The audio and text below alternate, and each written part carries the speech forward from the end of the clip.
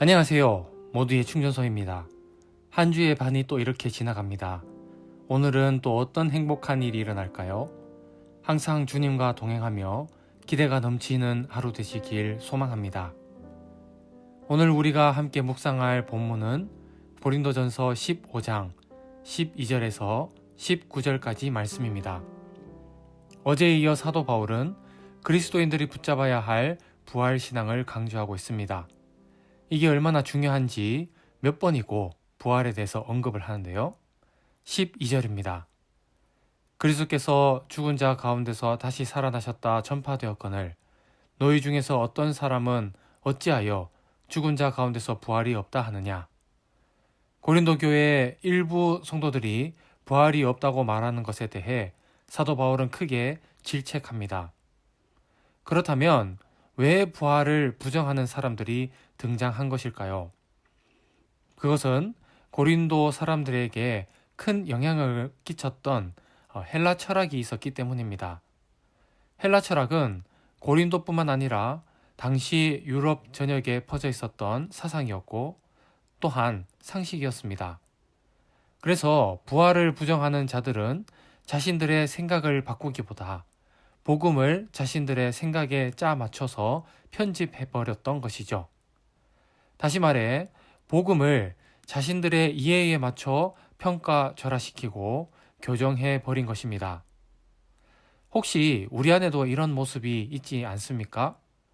나 자신을 쳐서 복음에 복종시키기보다 복음을 내 상황에 맞도록 수정, 왜곡시키는 그런 어리석음을 행하고 있지는 않습니까? 주님께서 이렇게 해야 한다라고 말씀하시는데도 그것을 그대로 받아들이지 않고 나의 상황과 여건에 맞춰서 불순종하려는 일을 하고 있지 않은지 반성해 봅니다. 사랑하는 여러분, 혹시 그런 일이 있었다면 오늘 사도 바울의 외침에 귀 기울이시길 바랍니다. 14절과 15절입니다. 그리스도께서 만일 다시 살아나지 못하셨으면 우리가 전파하는 것도 헛것이요 또 너희 믿음도 헛것이며 또 우리가 하나님의 거짓 증인으로 발견되리니 우리가 하나님이 그리스도를 다시 살리셨다고 증언하였음이라. 만일 죽은 자가 다시 살아나는 일이 없으면 하나님이 그리스도를 다시 살리지 아니하셨으리라. 부활이 없으면 우리의 믿음은 일부가 아니라 전부가 헛것이며 또한 그리스도인의 정체성을 완전히 부정하는 일입니다. 또한 부활을 부정하는 것은 하나님의 능력을 부정하는 일이기도 합니다. 그리스도인이 하나님의 능력을 부정하면서 이 땅을 살아간다면 그것만큼 불쌍하고 비참한 일이 또 있을까요? 그래서 19절에 이렇게 말씀을 하죠. 만일 그리스도 안에서 우리가 바라는 것이 다만 이 세상의 삶뿐이면 모든 사람 가운데 우리가 더욱 불쌍한 자이리라.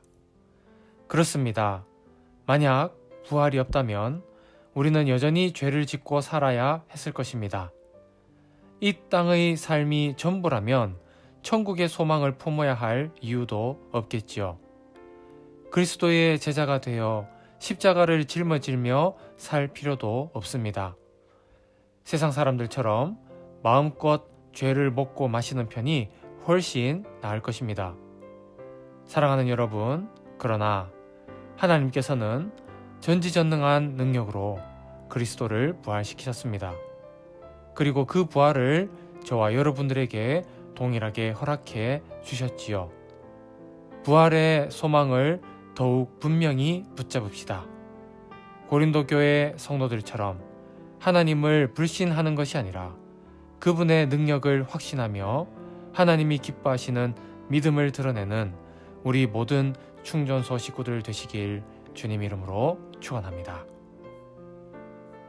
오늘 우리에게 부활의 소망을 주신 주님, 오늘 하루도 우리와 함께 계신 그 주님을 더욱 붙잡는 믿음을 주옵소서. 세상의 유혹과 잘못된 교리에 속지 않게 하시고 영적 분별력을 갖고 진리를 붙잡게 하옵소서. 말씀과 복음 앞에 내 자신을 정직하게 투영하고 순종하길 소망합니다. 성령님의 말씀에 청종할 수 있는 힘을 허락하여 주옵소서. 우리 가정 건강과 안전 지켜주실 줄 믿사오며 예수님 이름으로 기도합니다. 아멘.